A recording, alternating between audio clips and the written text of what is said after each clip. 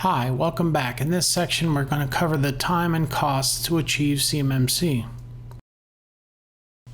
This part is tricky and varies from organization to organization, so I'm going to try to give you ballpark ranges so at least you can make more informed decisions.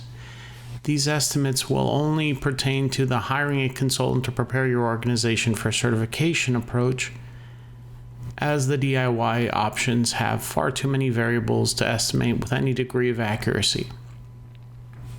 In order to have this part make sense, I will briefly explain RD Risk Advisor's methodology to get our clients to CMMC certification. This diagram represents a high-level business process model of our CMMC methodology. Okay, starting on the left-hand side with the green circle, we begin with the data dependencies tasks.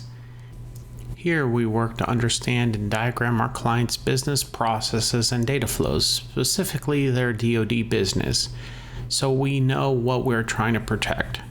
Next, we collect an accurate inventory of their digital assets.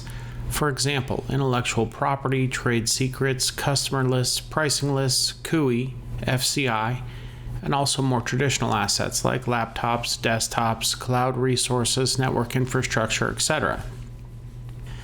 Then we perform a gap analysis of their current environment against the CMMC standard to identify where the gaps are. Using those gaps, we build an implementation plan to close those gaps and prepare the organization for their assessor's visit. We do this by building an assessment package, which is meant to answer 99% of the questions an assessor has to collect answers for before they get on site. For ML1, this can take a minimum of 2 weeks to 90 days.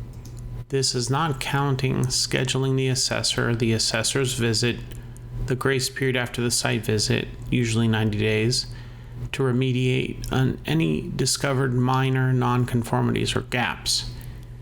Demand for certified assessors is likely to be high and at least initially supply of assessors low, so assume a minimum of 90 to 180 days for the actual assessment portion. So approximately 6 months is a safe minimum ballpark timeline. Since we're discussing timelines, I would be remiss if I didn't include the government's timeline.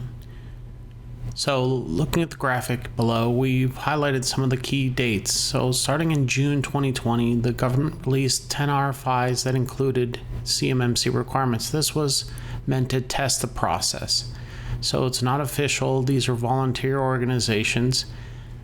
But November 20 is the date we really want to worry about. That's when the DFARS rule change takes place, in which case DFARS will become law.